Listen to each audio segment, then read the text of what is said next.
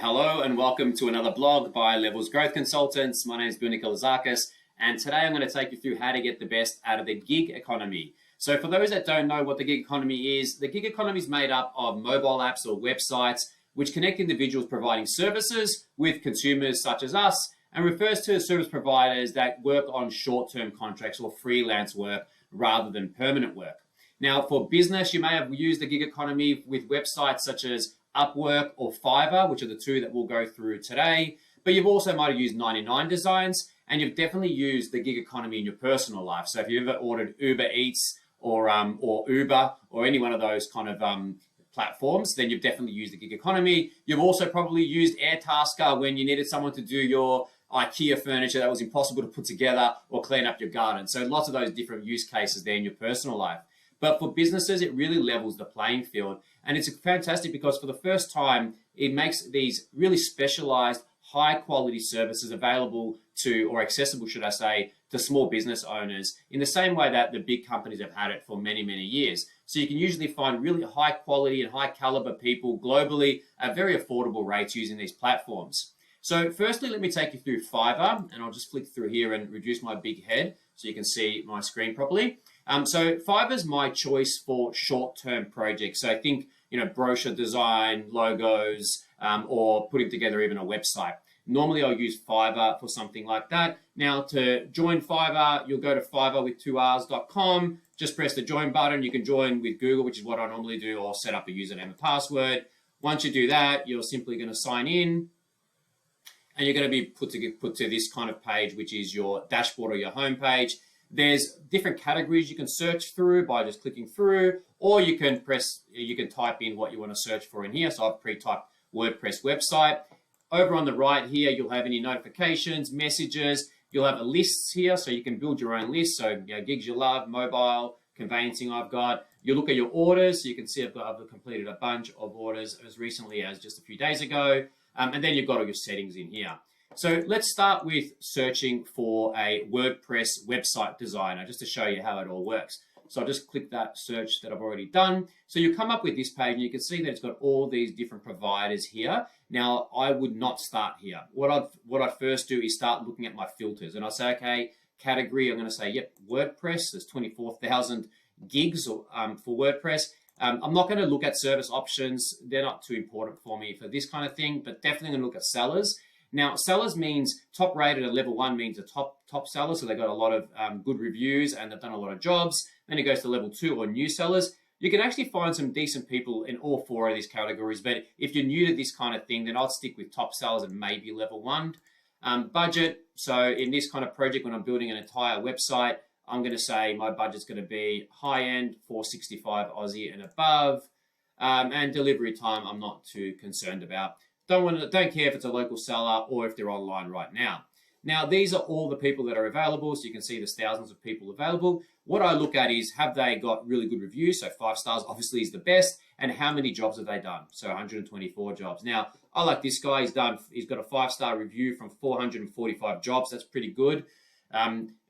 Now, you can see that if you click on their reviews, normally if they've got any 1-star or 2-star reviews, I'd actually click through there first just to see if there's anything that worries me when I'm looking at this provider. Otherwise, you can look at the price and what you get for each one of their different packages. If I'm going to build something as complex as a website, I'd definitely start messaging them, send them a message before I do that. And you can message them directly before you take on a new gig.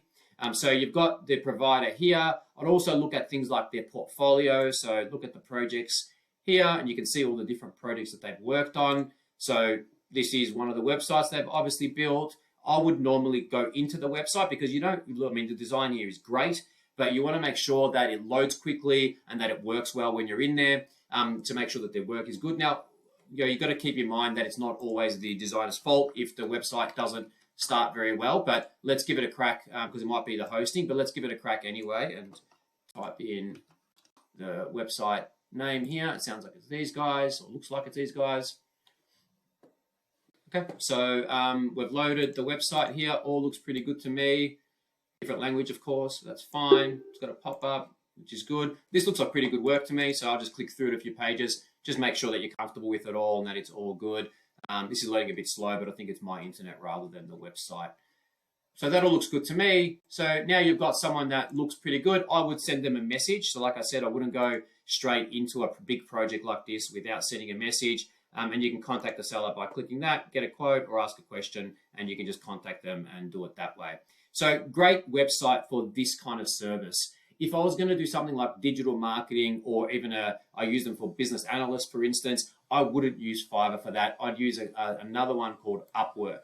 And Upwork is a much bigger platform, a little bit more clunky and a little bit more work involved in using it, but definitely better for your bigger projects, your ongoing work. So if you wanted to have a contractor that you've got to send work to on a regular basis, like I do with my business analyst, then I would use Upwork. Again, you can sign up, click on that button, you're a client, join as a client, fill in your details, off you go, or join with Google.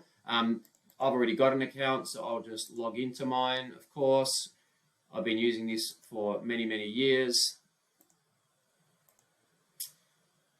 Okay, so we're just logging in. Give it a second. All right, so this is your dashboard. So on your dashboard here, you've got your current jobs, the talent that you've hired, any reporting and messages again, settings or all that kind of thing over here. Now, what I normally do is I've got my talent here. So I'll just click on my hires first so you can see some of the people that I've used in the past. Infographics and presentation expert. This is my one person that I'll show you. One of the best, not only contractors, but people that have worked in any kind of project is Jeremy here. Jeremy probably doesn't do a lot on this system anymore. He actually built a company and sold it to a global US company after this. And he was a fantastic CRM expert that I used. One of the current ones that I'm using now is Ashish. He's from Pakistan, and Ashish is an absolutely fantastic business analyst, and I use him quite a bit in my business. You can see here he's got a degree in economics, he's got a master's in economics, and he's got a BA as well. So really experienced, great communicator, fantastic English, and you can see that he's got a lot of really good reviews. And the good thing to see is that there's some of them are higher values as well. If you see $20 reviews, it's not as important. So that's my current hires. Now, if you're going to look for a new job here, then you can just go to My Jobs or Talent, and you can discover talent here directly. But typically, let's go to My Jobs. You'd post a job, complete all the details in here. So short-term, part-time work, long-term work. You just follow these prompts and fill out the title of your job. So it might be WordPress, website test. Next. And then you just go through, and this is pretty self-explanatory, but you can add skills. It does it for you. So you can continue to add skills here if you want, whatever. And then press next, and then write your sort of project. Is it a small project? Is it a large project? Is there a rehire opportunity? So these are all things that you can fill in. 1 to 3 months, immediate, probably intermediate level for this kind of project. Next is your budget. Is it an hourly rate? Is it a project budget? I'm going to say it's a project budget at $800. Review job post. Okay, so then you're going to review your job post. You can have a description, which you can write here. Great job and possible ongoing work for the right person. I won't fill that in because I'm not going to post this job. You can attach files if you want.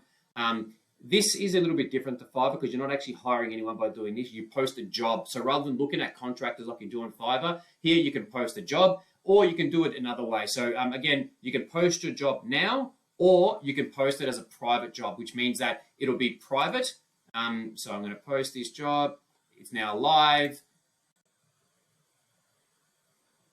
So this job is now live, and you can see I've got 0 proposals or 0 messages. You can actually also find people, make private. I normally make them private at this point because I want to actually find the contractor rather than getting 100 people to apply. So I'll go to talent, discover, I'll type in WordPress, and then find the talent.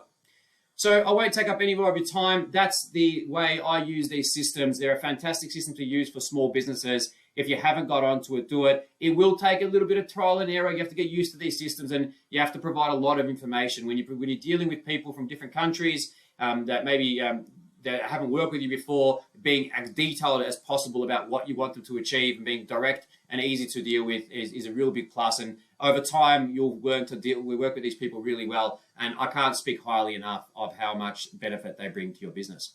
Thank you. And if you've got any questions, ask them in the comments.